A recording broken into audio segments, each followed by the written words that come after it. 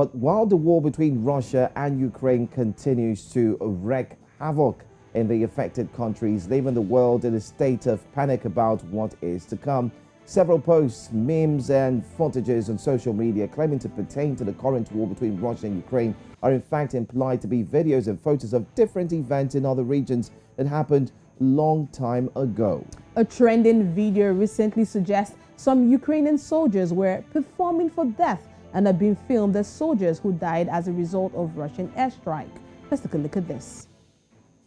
Das im Bundesrat gesagt, auf europäischer Ebene reichen die Ziele bei weitem nicht. Sie reichen auch nicht auf österreichischer Ebene. Auch wenn man in Betracht zieht, dass im Bundesrat beschlossen wurde, dass sowohl das Erneuerbare Ausbaugesetz kommt, als auch die ökosoziale Steuerreform. Noch ganz kurz zur Erklärung. Das Erneuerbare Ausbaugesetz, das soll die Klimaneutralität Österreich bis ins Jahr 2030.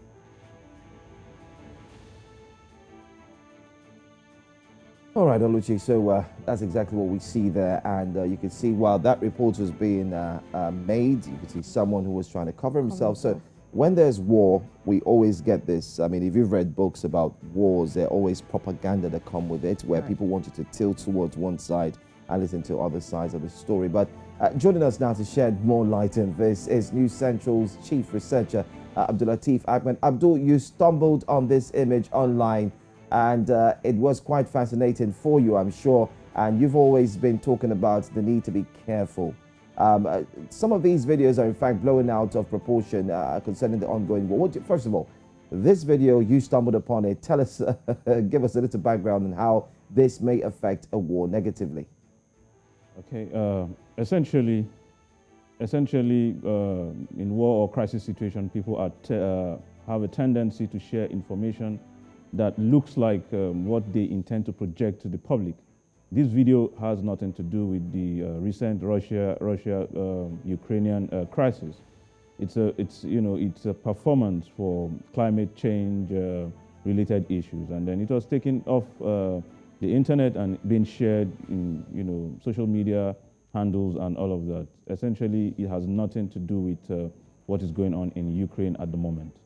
Now, Abdulateef, can you tell us of how much of misinformation can be a threat to national peace and security in a scenario like this? They expect that with the prevalence of various sources of information, the mass media and all of that, people will be able to access information on time. But because there are lots of people who have no knowledge of how the news is shared, they sometimes rely on mischief to create more tension in the system, to be seen as source of information. Sometimes people simply want to get eyeballs, sometimes they want to get attention, and because of this they put things in the space where people will continue to refer to such content they push out and assume it is true. And again, before you know what is happening, it has gone half around the world before the truth itself catches up with it. All right. What psychological factors drive vulnerabilities to disinformation and propaganda, especially during crises like the Russian invasion? So there are lots of people who are ignorant about the information, how to share and consume information. So whatever they see on social media or whatever they see on TV, they assume it is true.